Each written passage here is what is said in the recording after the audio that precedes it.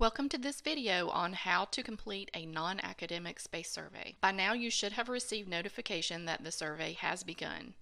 Instead of a link from an email as in past years, you can now access your survey and the Insite database from the UAB Admin Systems page. Go to the UAB homepage as shown here.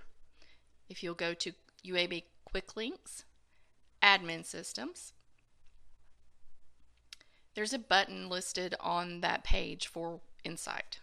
If you will click there, it will take you to a page that looks similar to this. Once you log in for the first time, you will be prompted to change your password. You should have received a password in a separate email. I have logged in. This is not my first time to log in, so it is not going to ask me to change my password. On the left, you see there is a NetFM Navigator. Under that navigator is a folder called Space Survey. Some of you may have other folders listed here depending on your regular interaction with the system. If you'll click the plus sign and click Surveyor Link, your survey appears as it has in the past. Please make sure you check the survey system messages each time upon logging in.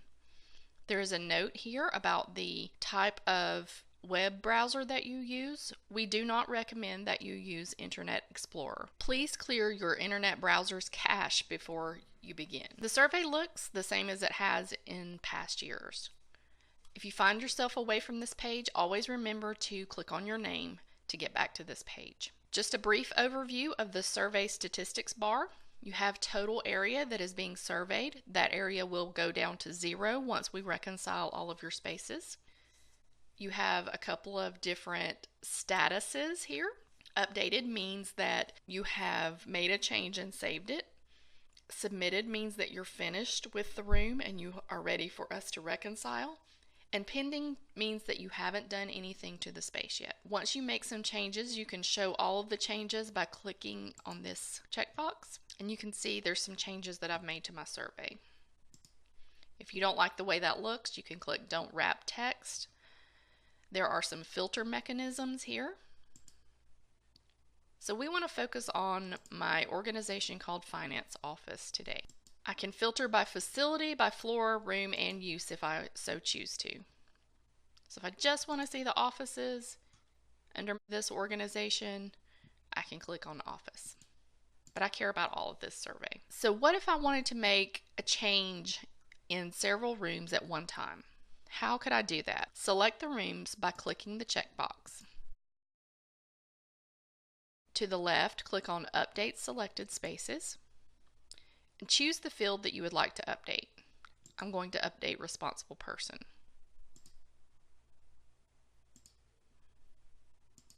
If I am ready to submit some of these spaces, I can select them by clicking the checkbox and click Submit Selected Spaces. So let's just take a moment here to talk about non-academic surveys. You receive these every year and you're looking at them and there's a lot of information on here and you may be a little confused on why all of that information is listed. The answer to that is we run a survey for the entire campus and we require some different information from the academic units than we do for the non-academic units. However, that does not mean that you have to fill out all of the information that the academic units must fill out. For non-academic surveys, the main information that we need from you is a validation of what we have here in the system. Is the organization listed on the space correct? Do the room numbers still match up? Are the uses still correct? If we have it labeled as an office and it is no longer an office, please make that change. This is how we update the space data for the entire campus. If you look at your floor plans and you see that there has been a physical change to the space, a wall has been removed or added, or a doorway has been moved, please let us know. We would like to make sure that we keep the floor plans as up to date as possible. You can do that by clicking on the floor plan and just taking a look, validating it, walking around in your space. And if you see something that is incorrect, you can mark it up on your floor plan and send it to us. And there is information on our website on how to get that to us. Some of these floor plans can come out a little jumbled, so you can change the space label. It looks like in this case the legend has come out on top of the drawing, so we want to hide it. And then we're going to change the font size on the rest of the floor plan so that we can read it a little bit better. So I'm going to change that to 8 and click redraw. And you can see now if you zoom in, it's a little easier to read.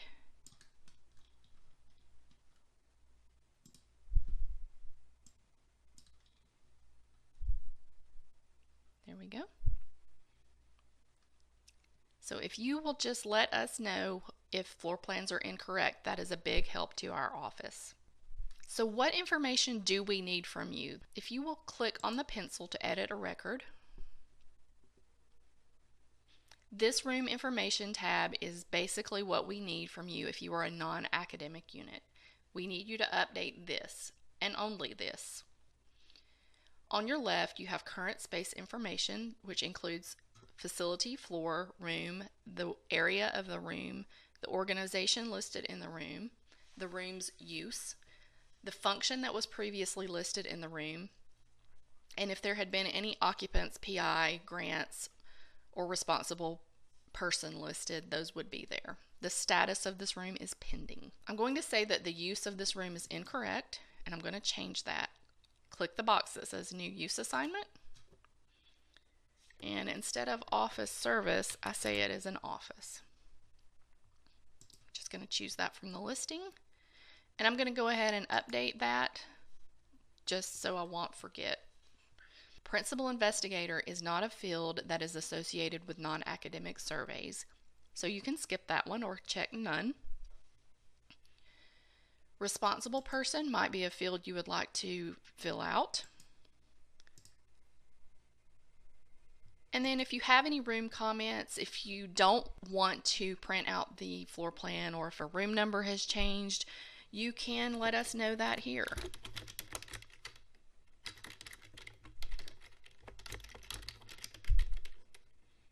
You could say the door was moved or the wall was removed to form one room instead of two.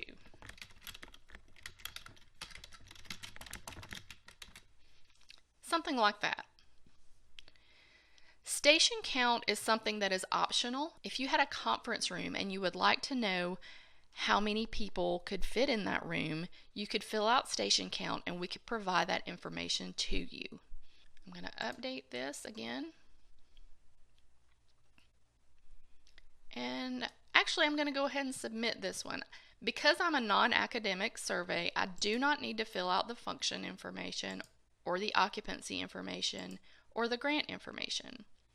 One quick note about occupancy information: if you would like to know who is sitting in an office, please feel free to fill out that information and we'll be happy to provide that back to you. We're absolutely happy to provide any information back to you that you have input into the system. But it is not required. I'm going to submit this one. All right. I am in the next room and I've looked at this room, but it does not belong to me. I've decided that this is not my room. So I'm going to reassign that room to another surveyor. So I know the organization and I'm going to click reassign survey record. And this is just asking me if I'm sure, and yes, I am. And that is going to send a notification to the person completing the survey for that organization. If you have large numbers of rooms to reassign, please let me know and I will be happy to help you get those reassigned without sending your counterpart in another organization many emails. So as I said before, you are not required to fill out anything further than the room information. And this is basically just a validation of your space, that we have it in as correct as possible. This concludes our video. If you have questions, please contact our office and we'll be happy to help you.